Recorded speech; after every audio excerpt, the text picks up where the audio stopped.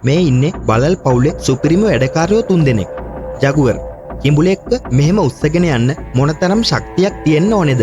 Jaguar සතුන් ඔවුන්ට හමුවන ගොදුරුවල ඇටකටු සහ හිස් කබල ගිලීමට තරම් ප්‍රබල සපාකෑමක් සිද්ධ කරනවා. ඇමසන් වනාන්තරයේ ජීවත් වෙන මේ භයානක විලෝපිකයා වැසි වනාන්තර, පතනශීලී වනාන්තර ඇතුළු වාසස්ථාන ගණනාවකම වාසය කරන අතර බලල් පරපුරේ බලවත්ම සපාකන්නා ලෙසත් ප්‍රසිද්ධයි. හොඳින් වැඩුණු ජගුවර් සත්වයෙක් කිලෝග්‍රෑම් 135ක පමණ බරකින් යුක්ත වෙනවා. දඩයමට ඉව වැටුණු පසු මොවුන්ගෙන් ගැලවීම ඉතා අපහසු කාරණයක් වන්නේ මොවුන් සතුව පවතින උපක්‍රමශීලීත්වය නිසාමයි. හදිසි ප්‍රහාරයන් දියත් කරන ජගුවර් සතුන් එක්වරම තම ගොදුර ඩැහැගත් පසුව ප්‍රථමයෙන් සිද්ධ කරන්නේ ගොදුරේ හිස්කබල බිඳීමයි.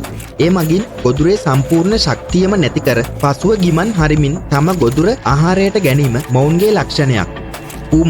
පූමා කියන්නෙත් බලල් පවුලේ දක්ෂ දඩයම් කරුවෙක්. කඳුකර සිංහයන් විදියටත් හඳුන්වන මේ පූමා සතුන් උතුරු සහ දකුණු ඇමරිකා මහද්වීපවල වනාන්තර සහ කඳුකර ප්‍රදේශවල ජීවත් වෙනවා. දිගු අලිගයක් සහ ශක්තිමත් පාද තිබෙන නිසා මේ සතුන්ට අඩි ගාණක් දුරකට පනින්න වගේම ගස් උඩට ඉක්මනින් නගින්නත් පුළුවන්. සිංහයා සහ කොටියට වඩා ප්‍රමාණයෙන් කුඩා වුණත් පූමා කියන්නෙත් වනාන්තරවල ඉන්න ඒ වගේම හුඟක් ශක්තිමත් දරුණු විලෝපිකයෙක්.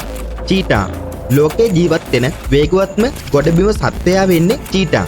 පැයට කිලෝමීටර් 100-120ක් අතර උපරිම වේගයකින් දුවන්න පුළුවන් වුණාට මොවුන්ට මේ වේගය තියාගන්න පුළුවන් වෙන්නේ තත්පර කිහිපයක් විතරයි.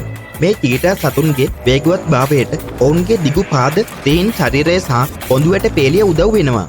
කොසගින්නක් හැදුනම විතරක් දඩයමේ යෙදීම ඔවුන්ගේ ප්‍රධානම ලක්ෂණයක්.